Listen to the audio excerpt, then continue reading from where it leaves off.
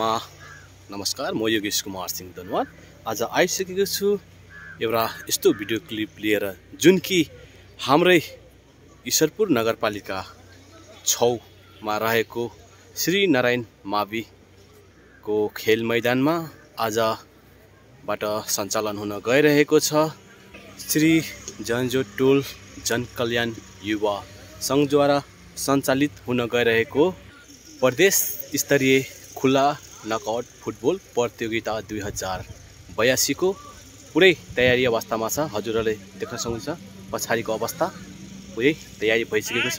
आज दिउँसो 1 बजेबाट सञ्चालन हुन गइरहेको यो खेलमा हजुरहरू पनि आइदिनु होला भन्ने आशा लिएको छु।